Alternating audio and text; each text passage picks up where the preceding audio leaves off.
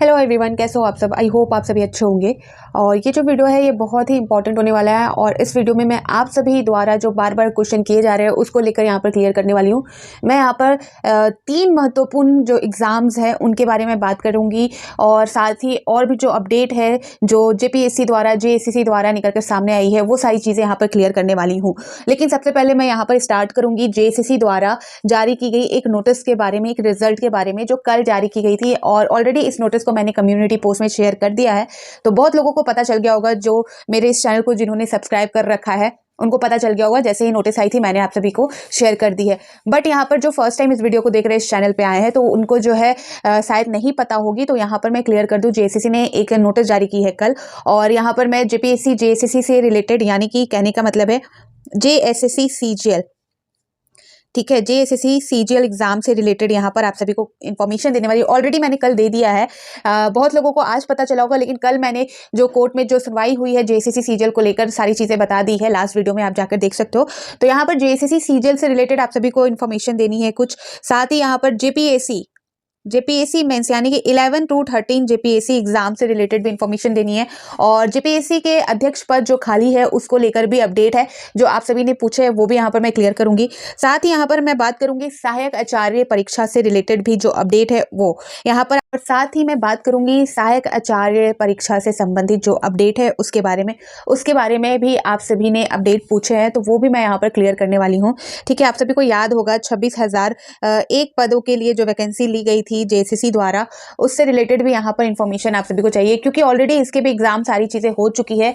Court ने इसके result में भी जो है स्टे लगा दिए हैं, रोक लगा दी है, और उसको लेकर जो मामला है वो भी मैं यहाँ पर क्लियर करूंगी। तो प्लीज़ आप इस वीडियो को पूरा जरूर देखिएगा, शेयर जरूर करें, लाइक जरूर करें। और जो फर्स्ट टाइम इस वीडियो को देख रहे हैं चैनल पे है तो प्लीज़ आप इस चैनल को सब्सक्राइब जरूर कर दे, क्योंकि यहाँ पर झारखंड गवर्नमेंट द्वारा जेएसएससी द्वारा जेपीएससी द्वारा जो भी एग्जाम कंडक्ट कराए जाते हैं उसके बारे में मैं आप सभी को इन्फॉर्म करती हूँ। साथ ही आप सभी के जो भी डाउट होते हैं एग्जाम से रिलेटेड, नोटिस से रिलेटेड, वो सारी चीज़ें भी मैं आप सभी को क्लियर कर देती हूँ। ठीक है, तो सबसे पहले यहाँ पर मैं स्टार्ट करूंगी जेएसएससी ने जो कल नोटिस जारी किया था उसे यहाँ पर मैं क्लियर कर दूं। तो यहाँ पर आप देख सकते हो ये जो नोटिस है ये कल जारी की गई है। यहाँ पर आप डेट देखोगे तो आपको दिख रहा होगा 17/12/2024, जो कि कल की डेट थी। और ये जो नोटिस है ये आपका स्नातकोत्तर प्रशिक्षित शिक्षक प्रतियोगिता परीक्षा 2023 यानी कि पीजीटी से रिलेटेड है। ठीक है, यहाँ पर आप देख सकते हो जो रिजल्ट यहाँ पर इन्होंने अनाउंस किया है। यहाँ पर स्नातक प्रशिक्षित शिक्षक प्रतियोगिता परीक्षा 2023 नियमित एवं बैकलॉग भर्ती विज्ञापन संख्या यहाँ पर 2/2023 एवं 3/2023 के अंतर्गत जो अर्थशास्त्र विषय के पदों पर, यहाँ पर देख सकते हो इकोनॉमिक्स के जो है विषय के पदों पर मेधा क्रमानुसार चयनित अभ्यर्थियों का अनुक्रमान व द्वितीय चरण का प्रतिफल लिंगवत प्रकाशित किया गया है। ठीक है, यहाँ पर जो दूसरा लिस्ट है वो जारी किया गया है। यहाँ पर आप सब्जेक्ट देख सकते हो, इकोनॉमिक्स अर्थशास्त्र की बात की जा रही है। ये सीधी और नियमित रिक्त दोनों के लिए है। ठीक है, रेगुलर और बैकलॉग दोनों के लिए है। अनारक्षित में यहाँ पर देख सकते हैं यहाँ एक रोल नंबर जारी किया गया है जो स्वाधीनता, बौद्धिक निशक्तता, बहु निशक्तता, और यहाँ पर दूसरा यहाँ पर देख सकते हैं टोटल जो है 2 कैंडिडेट को यहाँ पर क्वालिफाई किया गया है। और अनुसूचित जाति में जनजाति में यहाँ पर 1 कैंडिडेट है, इनका रोल नंबर दिया गया है। आर्थिक रूप से कमजोर वर्ग में जो है 5 कैंडिडेट का यहाँ पर इन्होंने रिजल्ट जारी किया है। सेकंड नंबर में इन्होंने लिखा है कि स्नातकोत्तर प्रशिक्षित शिक्षक अर्थशास्त्र विषय के लिए अधियाचित शेष रिक्तियों के विरुद्ध परीक्षा फल का प्रकाशन यथाशीघ्र किया जाएगा। ठीक है, तो ये नोटिस जारी की गई थी जेएसएससी द्वारा कल, और इसे मैंने जैसा कि कहा कम्युनिटी पोस्ट में शेयर कर दिया था कल ही, आप सभी ने देख लिया होगा। अब यहाँ पर मैं बात करूंगी जेएसएससी सीजीएल से रिलेटेड जो अपडेट है वो यहाँ पर ऑलरेडी मैंने दे दिया है, तो यहाँ पर थोड़ी सी बातें कर लेते हैं क्योंकि थोड़ा सा नया कुछ देखने को मिला है, तो वो भी यहाँ पर मैं आप सभी को क्लियर कर दूँ। तो पहली अपडेट तो आप सभी को पता है कि जेएसएससी सीजीएल का जो सुनवाई हुआ था कल हाईकोर्ट में, ठीक है, 17 तारीख को, यानी कि 17 दिसंबर को सुनवाई थी। पहले तो ये जो सुनवाई होनी थी ये 3 दिसंबर को होनी थी, बट नहीं हुआ, वो भी मैंने बताया। तो ये जो है 17 तारीख को यहाँ पर दिया गया था डेट, 17 दिसंबर जो कल की डेट थी। और इस बीच जो है सुनवाई हुई है, और इस सुनवाई में जो है कोर्ट ने स्पष्ट रूप से कह दिया है कि जब तक मामला न्यायालय के पास है, कोर्ट में चल रहा है, तब तक जेएसएससी जो है रिजल्ट जारी नहीं कर सकती। यहाँ पर मैं एक चीज स्पष्ट कर दूं, यहाँ पर रिजल्ट जारी नहीं करने को जो है रोक लगाई गई है। लेकिन बहुत लोग बार बार पूछ रहे हैं कि क्या डॉक्यूमेंट वेरिफिकेशन भी रोक दिया गया है, तो जी नहीं, डॉक्यूमेंट वेरिफिकेशन में यहाँ किसी तरह का रोक नहीं है। कोर्ट ने स्पष्ट रूप से, जैसा कि मैंने कहा, यहाँ पर आप सभी को कह दिया था कि जो रिजल्ट है वो जेएसएससी जारी नहीं कर सकती जब तक उनका आदेश ना हो, जब तक कोर्ट का आदेश ना आ जाए। तो यहाँ पर बहुत लोगों के डाउट है कि क्या डॉक्यूमेंट वेरिफिकेशन जो चल रहा है, जो स्टार्ट आपका 16 दिसंबर से हुआ है और ये जो है 20 दिसंबर तक होना है, ठीक है, तो ये जो प्रोसेस चल रहा है क्या इसे भी रोक दिया गया है? तो जी नहीं, इसे नहीं रोका गया है, इस पे कोई किसी तरह का पाबंद नहीं है। कोर्ट ने स्पष्ट तौर पे कहा है कि जो प्रोसेस हो रहा है वो हो सकता है, बट जेएसएससी किसी भी तरह से रिजल्ट यहाँ पर जारी नहीं कर सकती है। तो यहाँ पर डॉक्यूमेंट वेरिफिकेशन हो सकता है, जेएसएससी जो प्रक्रिया है वो कंप्लीट करा भी लेगी, फिर भी यहाँ पर रिजल्ट जारी नहीं कर पाएगी। ठीक है, स्पष्ट हो गया आप सभी को, कल ही मैंने बता दिया था, फिर भी यहाँ पर मैंने स्पष्ट कर दिया। अब जो है एक अपडेट ये भी है, जो आप सभी को पता होगा कि 16 दिसंबर को जो है धरना प्रदर्शन किया गया था, जिसमें देखा गया था कि जो पुलिस है, जो प्रशासन है, उनके द्वारा लाठीचार्ज की गई छात्रों के ऊपर। और एक जो लाठीचार्ज की गई थी देवेंद्र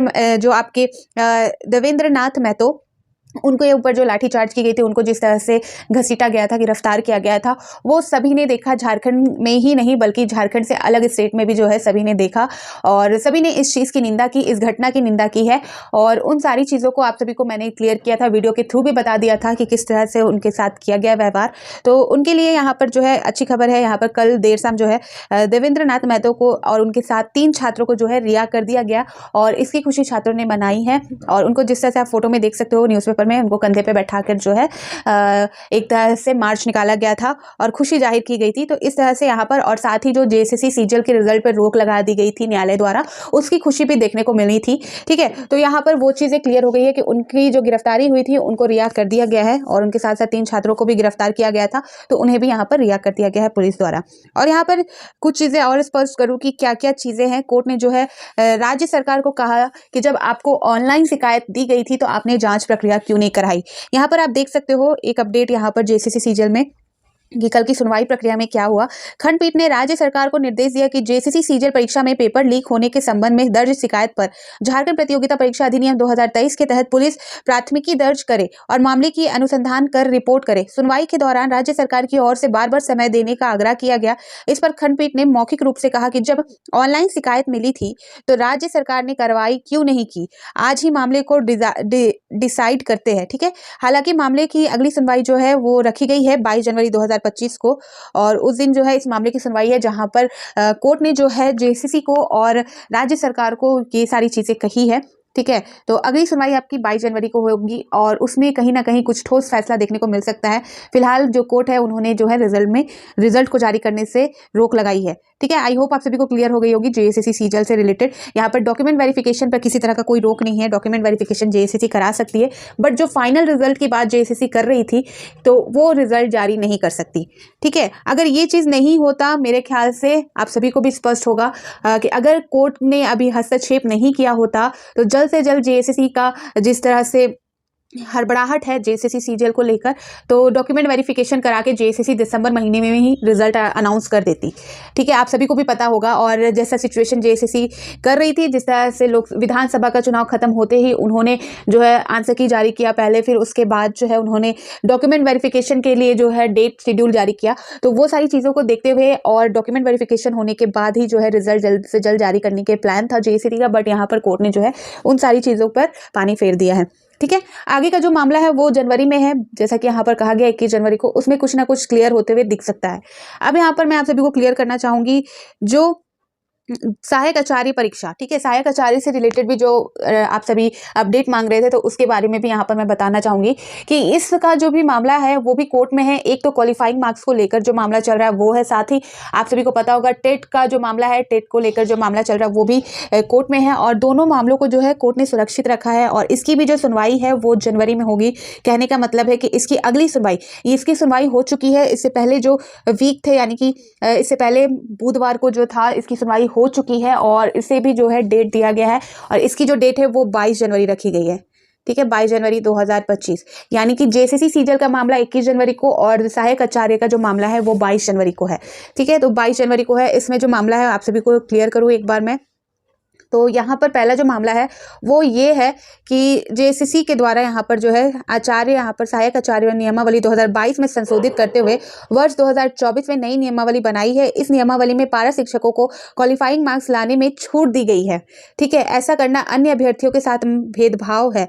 पूर्व की, यहाँ पर देख सकते हैं, पूर्व की नियमावली में सभी को 30% क्वालिफाइंग मार्क्स लाने के बाद ही अन्य विषयों को की उत्तर पुस्तिका जांच करने की बात थी, लेकिन नई नियमावली में उन्हें क्वालिफाइंग मार्क्स लाने की बाध्यता को शिथिल कर दिया गया है। तो ये इस मामले को लेकर भी जो है मांगी गई है, कोर्ट में मामला गया है। और एक अपडेट, जैसा कि मैंने टेट को लेकर कहा कि एक अन्य मामले में सुप्रीम कोर्ट ने भी रिजल्ट पर लगाई है रोक। तो इसका भी जो मामला है, इसका एग्ज़ाम ऑलरेडी जेएसएससी ने करा लिया है, सारी चीज़ें हो चुकी है, लेकिन यहाँ पर जो रिजल्ट है उसे यहाँ पर रोक दिया गया है न्यायालय द्वारा। जो यहाँ पर दूसरा मामला है उसमें कहा जा रहा है कि सहायक आचार्य नियुक्ति के मामले में दूसरे राज्यों के टेट पास को शामिल करने के मामले में सुप्रीम कोर्ट ने सुनवाई पूरी कर फैसला सुरक्षित रखा है। सुप्रीम कोर्ट ने भी रिजल्ट जारी नहीं करने का निर्देश दिया है। हाईकोर्ट ने सहायक आचार्य नियुक्ति परीक्षा में दूसरे राज्य से टेट पास किए झारखंड के छात्रों को परीक्षा में शामिल होने की अनुमति दी है। तो जो टेट का मामला है वो भी जो है कोर्ट में है, जिस वजह से जो है इसमें भी देरी हो रही है, इसके भी जो परिणाम है यानी कि रिजल्ट जारी करने को लेकर देरी हो रही है। ठीक है, अब यहाँ पर जो है जेएसएससी सीजीएल से रिलेटेड मैंने आप सभी को बता दिया और सहायक आचार्य से रिलेटेड बता दिया, और दोनों एग्जाम जो है जेएसएससी द्वारा कंडक्ट कराई गई है। अब जो बात आ रही है जेपीएससी, खासकर 11 to 13 जेपीएससी के मेंस रिजल्ट को लेकर, मेंस एग्जाम जो हो चुके हैं उसके रिजल्ट को लेकर भी जो छात्र हैं परेशान हैं, और उसी मामले को लेकर जो है कोर्ट में पिटीशन डाली गई थी और उसकी सुनवाई हुई है बुधवार को ही, अगली बुधवार, पिछले बुधवार को। ठीक है, पिछले बुधवार को जो है उसकी भी सुनवाई हुई है, और उस मामले में जो है जो न्यायालय है उन्होंने जो है राज्य सरकार को निर्देश दिया है कि जल्द से जल्द जेपीएससी के अध्यक्ष पद को भरा जाए और जल्द से जल्द नियुक्ति प्रक्रियाओं को सुचारू रूप से चलाया जाए। ठीक है, तो यहाँ पर जैसा कि आप देख सकते हैं नियुक्ति प्रक्रिया सुचारू करने को जेपीएससी अध्यक्ष की नियुक्ति जरूरी। तो यहाँ पर एक स्पष्ट तौर पर क्लियर है कि जेपीएससी द्वारा जितने भी एग्जाम कंडक्ट कराए गए थे जो अभी कंप्लीट भी नहीं हुए, जिसमें से एक आपका बहुत महत्वपूर्ण exam JPSC exam 11 to 13 JPSC exam, और उसको लेकर भी जो है परेशान है छात्र। और जेपीएससी द्वारा नियुक्तियां कराई जानी थी, बहुत सारी नियुक्तियां कराई जानी थी जो मार्च में, जो आपके मई जून में ही होने चाहिए थे, जून जुलाई में उसे पोस्टपोन भी किया गया। पोस्टपोन करने के बाद जो है उसके बाद जो पद खाली हो गया, जिस वजह से वो भी नियुक्तियां जो है रुकी हुई है। तो ये सारी चीज़ें भी जो है जेपीएससी के अध्यक्ष पद के वजह से हो रहा है, ये सारी चीज़ें। तो जल्द से जल्द जेपीएससी के अध्यक्ष पद को भरा जाए और जो है नियुक्ति प्रक्रिया को यहाँ पर शुरू किया जाए। तो ये कोर्ट ने कहा है, जैसा यहाँ पर मैं दिखाऊं आप सभी को वो जो अपडेट है। ठीक है, ये भी अपडेट जो है निकल के सामने आया है। यहाँ पर देख सकते हो जेपीएससी अध्यक्ष की नियुक्ति शीघ्र करे सरकार। तो कोर्ट ने उन्हें निर्देश दिया है। यहाँ पर आप देख सकते हो सिविल सेवा परीक्षा का परिणाम जारी करने की याचिका पर सुनवाई, 3 माह से जेपीएससी अध्यक्ष का पद खाली, जल्द भरे सरकार। हाईकोर्ट ने जो है कहा है इस बात को, और जल्द से जल्द भरे जाने की यहाँ पर बात की। कोर्ट ने जल्द जेपीएससी अध्यक्ष नियुक्ति करने का निर्देश देते हुए याचिका निष्पादित कर दी। ठीक है, तो आई होप आप सभी को क्लियर हो गया होगा।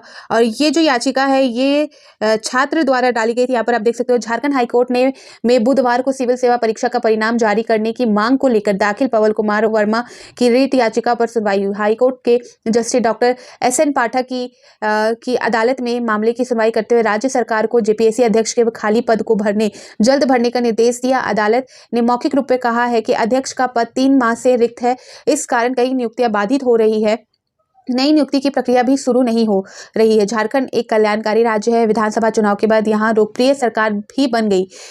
एक बेहतर राज्य होने के नाते झारखंड में जेपीएससी अध्यक्ष के खाली पद को जल्द से जल्द भरे जाने की उम्मीद की जा रही है। अदालत ने कहा है कि आमतौर पर राज्य सरकार के नीतिगत मामलों में हाईकोर्ट हस्तक्षेप नहीं करता, लेकिन यह मामला सैकड़ों अभ्यर्थियों की नियुक्ति से संबंधित है।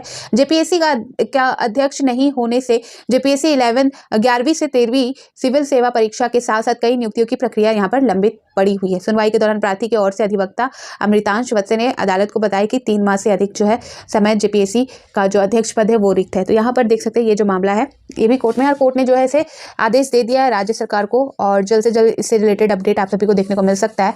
और जैसे ही कोई इन्फॉर्मेशन आएगी मैं आप सभी को प्रोवाइड कर दूंगी। ठीक है, तो फिर मिलती हूँ नई अपडेट के साथ। तो बाय बाय।